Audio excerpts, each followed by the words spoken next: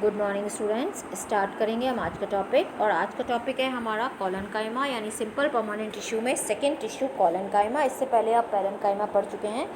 Parenchyma जो कि basic packaging tissue है प्लांट का, और ये कोलेनकाइमा क्या है, इसकी क्या फंक्शन है, क्या करेक्टरिस्टिक फीचर है, वो भी हम पढ़ने जा रहे हैं। These tissue are generally found in leaf stalk below the epidermis and leaf midrib. तो लीफ मिडरिप क्या होती है? आपने सबने लीफ की स्ट्रक्चर देखी होगी। इस तरह से लीफ होती है और इस तरह से उसमें वेन्स वेनलेट्स प्रेजेंट होते हैं, और ये उसका स्टॉक है।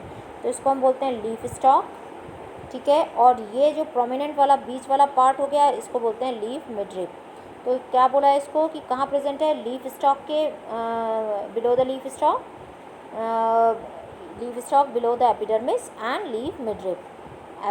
लीफ स्टॉक में नीचे की तरफ प्रेजेंट है और मिडरिब में प्रेजेंट है। क्यों यहाँ प्रेजेंट है? क्योंकि आपने देखा होगा जब बहुत तेज़ हवा चलती है, आंधी चलती है, तो ये पत्ता हिलने लग जाता है और पेड़ हिलने लगते हैं, पर ऐसा नहीं होता कि एकदम से टूट के गिर जाएं, क्योंकि कोलेनकाइमा उसको क्या प्रोवाइड करता है? ये उसको फ्लेक्सिबिलिटी देता है, जिसकी वजह से ये हिलते रहते हैं पर टूट के गिरते नहीं हैं।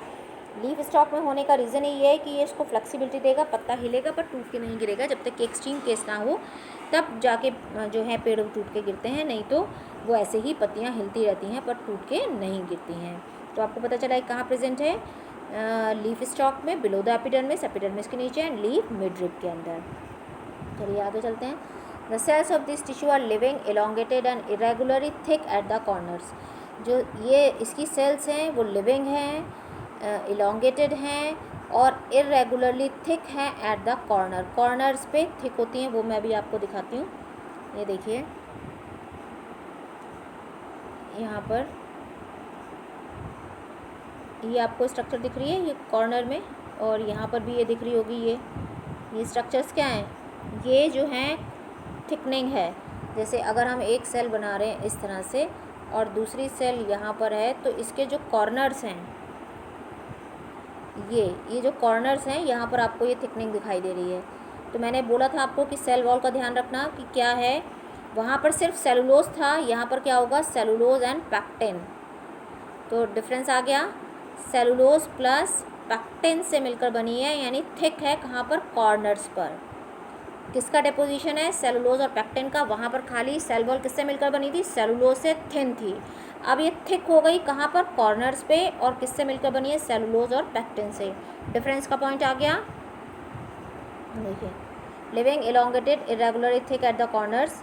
Intercellular space is very little. Intercellular space बिल्कुल कम हो जाती है। क्यों कम हो जाती है? देखिए, इंटरसेलुलर स्पेस जो है वो इसमें कम हो जाती है। क्यों कम हो जाती है? क्योंकि कॉर्नर्स पे थिकनिंग आ जाती है। देखिए आपको यहाँ पे थिकनिंग दिखाई दे रही है।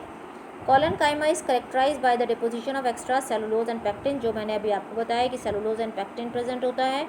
Collenchyma cells appear to be circular, oval और polygonal in cross section. Cross section में देखें तो हमें वो सर्कुलर, ओवल और पॉलीगोनल दिखाई देती हैं।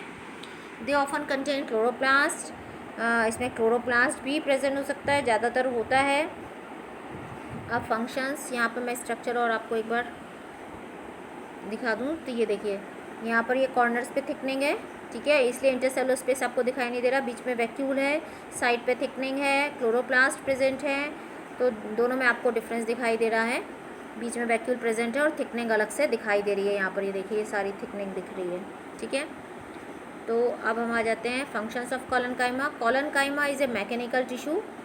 ये मैकेनिकल टिश्यू है। It provides mechanical support and flexibility to plants. ये प्लांट्स को फ्लेक्सिबिलिटी और मैकेनिकल सपोर्ट प्रोवाइड करता है।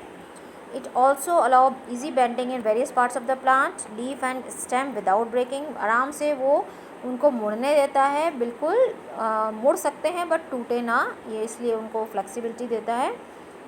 When cells of collenchyma contain chloroplasts, they manufacture sugar and starch। जब ये अगर इसके अंदर क्लोरोप्लास्ट प्रेजेंट है तो ये क्या बनाएगा? नेचुरली है, अगर क्लोरोप्लास्ट प्रेजेंट है तो ये फोटोसिंथेसिस की प्रोसेस करेगा और फूड बनाएगा। अब ये हो गया हमारा सेकेंड सिंपल परमानेंट टिश्यू, ये भी लिविंग था। और क्या डिफरेंस दिखा कि इसके सेल में थिकनिंग थी, फ्लेक्सिबिलिटी प्रोवाइड कर रहा था जो इसका करेक्टरिस्टिक फीचर है, और मैकेनिकल स्ट्रेंथ प्रोवाइड कर रहा था। अब आ जाता है third simple permanent tissue, sclerenchyma. और यहाँ पर आपको डिफरेंस ध्यान रखना है कि जो ये स्क्लेरेनकाइमा है ये डेड होता है। अब क्यों होगा डेड, मैंने आपको पहले भी सेल वाले चैप्टर में बताया है। इसका मीन्स है जिसके पास प्रोटोप्लाज्म यानी लिविंग कंटेंट नहीं होगा उसको हम बोलते हैं डेड। सेल डेड नहीं कहलाएगी, बट अगर प्रोटोप्लाज्म एब्सेंट है तो सेल को हम बोलते हैं डेड, क्योंकि प्रोटोप्लाज्म सेल का लिविंग कंटेंट होता है। तो जहाँ पर सेल में प्रोटोप्लाज्म है बट न्यूक्लियस नहीं है तो भी वो लिविंग होगी, बट अगर उसमें प्रोटोप्लाज्म नहीं है तो सेल डेड कहलाती है।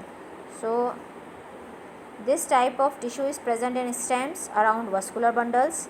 वस्कुलर बंडल कहाँ होते हैं? वस्कुलर बंडल भी जो वेनलेट होती हैं लीफ की, एक तो उसमें प्रेजेंट होते हैं, देखा ये लीफ की वेनलेट्स मिडरिब्स हैं, तो वेनलेट्स में, ठीक है, ये मिडरिब में, इन सब में क्या प्रेजेंट होते हैं? Vascular bundle. यानी वस्कुलर बंडल किसको बोलते हैं? जाइलम एंड फ्लोएम को, दोनों को मिला के हम क्या बोलते हैं? जाइलम और फ्लोएम, इन दोनों को मिला के हम बोलते हैं वस्कुलर बंडल्स।